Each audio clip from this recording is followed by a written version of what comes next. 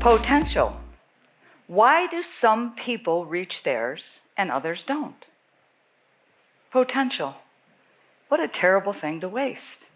If it wasn't for 10-ton Tessie, a foot of snow, and 40 years of being told I wasn't good enough, I wouldn't be standing here before you. Yes, I said 10-ton Tessie. Let me explain. I was 9 years old when I had to call the police on my father. My parents played golf every weekend, all day Saturday and Sunday. They'd sit at the bar and drink all night, and then they'd go home and fight. Sometimes Dad would beat Mom. It didn't matter whether it was summer or winter. There were 3 of us. My brother was older, he was away at college, and my older sister said, "It's your turn to call the cops." So when I called the police officer, I said, "Please don't tell my father who called you." He came to the door, my father lied and said everything's just fine.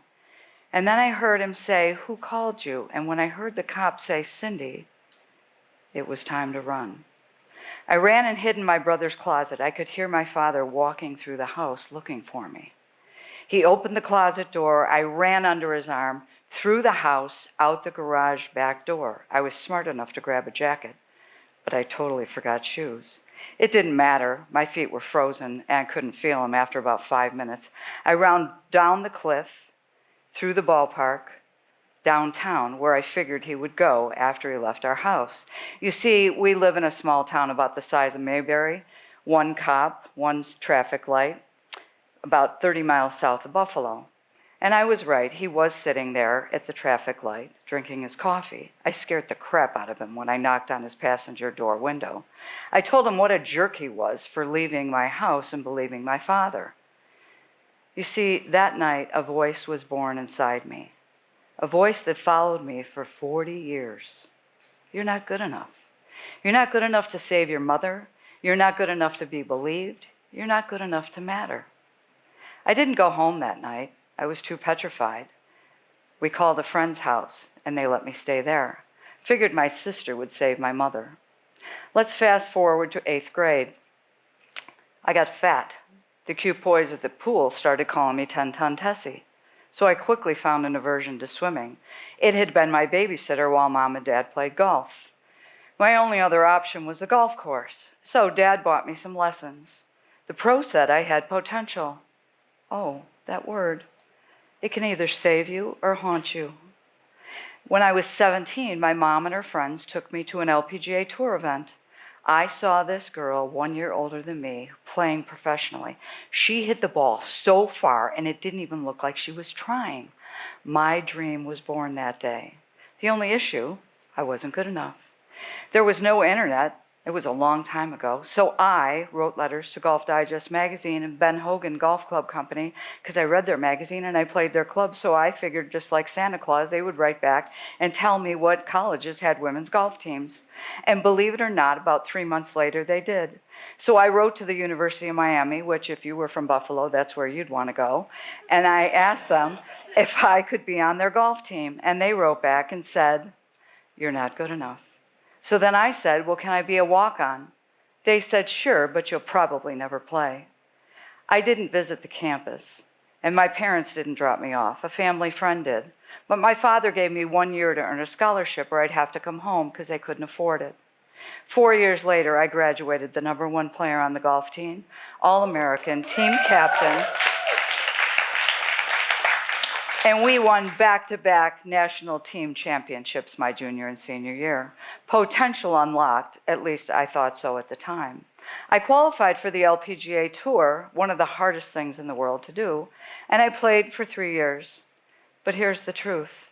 Of the best players in the world, I was one of the worst. I lost my playing privileges after 3 years. You know who the committee of they is? The committee of they, they're the ones who tell you everything you do wrong, everything you can't achieve.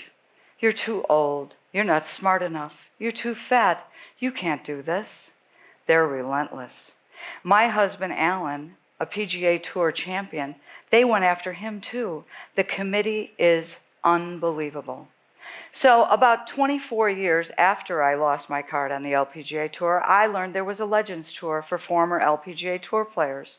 I thought, oh wow, this could be a chance for me to prove that the dream that I had when I was 17 years old to be a star on the LPGA Tour wouldn't be a nightmare that would haunt me for the rest of my life.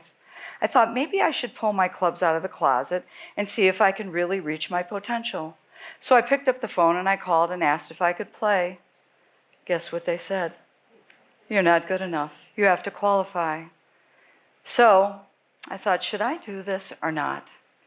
And the pull was unbelievable. And that's when I started to develop it. You might say, well, what is it? It is your full potential. Some of us already have it. Others have had it and lost it. Nike tells us just to do it. But how? There are 3 steps that if you follow, I promise you can unlock and solve almost every issue in your life. Issues like relationships, maybe your career, money, health, and a dream. Well, what's the first step? Let's say you're sitting on a nail. You've been sitting on this nail for a long time. It's kind of bugging you, but you're like, oh, it's not that bad. I can sit here and take this pain. How long would you sit on that nail? Some of us would get up right away and stop the pain. Others sit on it for weeks, months, maybe even decades. Some of us love to sit on the nail and use it as an excuse. Oh, I can't achieve anything. I can't be successful because my parents were mean to me. I can't lose weight because I've always been fat. I can't start that new business because that last business just didn't work. How long are you going to sit on the nail and whine about it? It's time to stop the pain. Stop whining and do something about it. The second thing in the box is a mirror. So if you choose to unlock your potential, you have to get off the nail and then you have to look in the mirror. And sometimes you might not like what you see. But really what you have to stop and think about is we all have talent. We have something that we're good at. What would you do if you knew you couldn't fail? Did you ever think about that? I had to go get certified for something and I went to Phoenix. And the owner of the company said, we're doing research on the brain. Would you like to be a volunteer? I said, absolutely. He said, give us some words that you know that your brain would react to. So I called Alan, who always caddied for me, and said, you know, this has nothing to do with your golf swing. This has everything to do with your head. Of course, I wanted to punch him in the face, but I knew he was right because he played on the PGA Tour for 15 years and he played in the Masters 5 times, so I probably should listen to him. So I gave the guy words like money, trophies, winning, choking. The next day, the guy came back and he had a folder and he said, Cindy, we need to talk. Your subconscious mind does not believe you deserve to win. I go, what do you mean? He said, well, here's the folder, and when we showed you the words deserve to win, your subconscious mind was totally red. I was horrified. I was 45 years old, and my brain was playing the tapes from when I was 9. I said, can we change this? What can we do about this? He says, yes, there's exercises you can do. I said, give me the exercises, please, because at this point, I was trying to qualify for lots of Legends Tour events. He gave me the exercises. I did them for 2 months. I came back. I did the scan again. My brain was way more green than it had been. So sometimes when you look in the mirror, you might see things you might not want to see, but you always need to shed the light because you never know what you can find out and learn about yourself. The third thing that you need to find out is you have to plant a seed, start something new. Mine was learning to play again. Sometimes seeds take longer than others. Mine took 4 years. 4 years of practicing my golf swing, learning about why I was afraid to win and didn't believe I deserved to win. And the other thing happened, I got an email from the Golf Channel. And this email was asking for women to audition for a reality show on the Golf Channel. So I'm reading the email thinking I was all cool and everything. And it said, you know, you should audition for this reality show. And it said you would win an exemption on the LPGA Tour. So I'm like, I already played on the LPGA Tour. I don't need to win an exemption. And I was kind of old at the time. And the little voice, you know how that little voice talks to you? It said, you know, excuse me, but we both know you want to win a tournament on the Legends Tour. And we both know that if you were tied for the lead and had to hit a shot over water with thousands of people watching you, that you would choke your guts out and you might even puke. And I said, you know, good point. You should apply for this show to be on the show so you can learn how to play under pressure. Okay, fine. So I apply for the show. I get chosen as the token old lady of the Big Break 3, ladies only, right? So I finished third on the show. Well, what happened next was the next Legends Tour event, I didn't have to qualify. I got a sponsor exemption because everybody knew who I was. And the night before the last round, I had played well, and there was a players meeting. So I thought, I'm kind of cocky. I raised my hand and I said, hey, are we ever going to change the rule, that so many people on the money list would be exempt for the next year, like every other professional golf tour does? And this player got up and she said, well, Cindy, our sponsors want famous people to play in our tournaments. I thought, oh, okay. And then a friend of mine gets up and she goes, what are you talking about? She's more famous than you are. Everybody loved her on that TV show. And I went, yeah. So I went home that night and I thought to myself, you know what? I don't care who wins this tournament, but you have totally ticked me off. And my thought tomorrow is I'm just going to show all of you. And so when you play on the tour and you finish in the top 10, you get exempt for the next tournament. So I'm playing along the last round. I had to go to the bathroom on 13, and I'm trying to look at the leaderboard, and I say to Alan, what's that leaderboard say? He said, shut up, we got 5 more holes to play. That leaderboard doesn't matter. We just got to stay focused on what we're doing here. I said, all right. So we get to 17. I've got 100 yards straight up the hill. And I said, I don't think I can get there with a wedge. He goes, yeah, you can. Just make a good swing. So I made a good swing. I was still with my show 'em.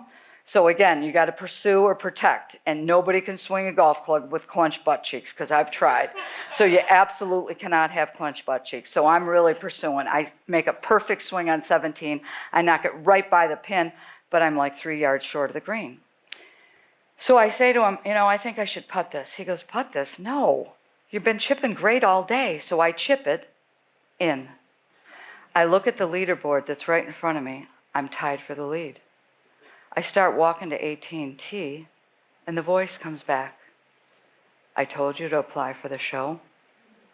I've been preparing you your whole life for this moment.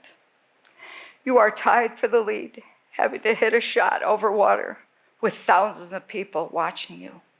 This is exactly why I told you to do this show. Now suck it up, Buttercup, and hit a shot on the green.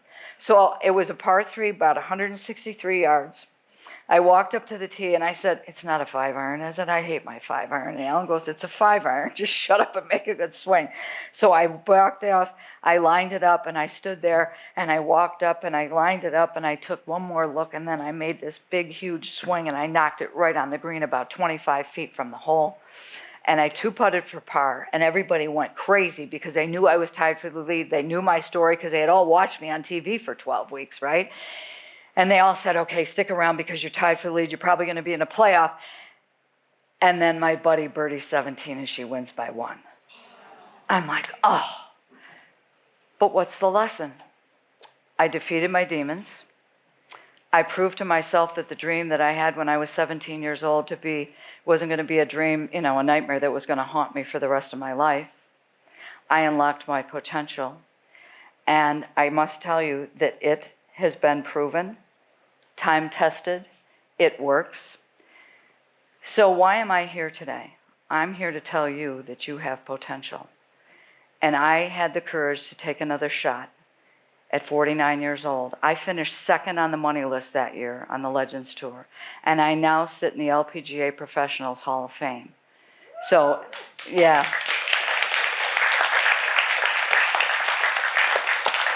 So it is never too late to take another shot. I dare you to get off the nail. Stop using it as an excuse. Look in the mirror and plant a seed.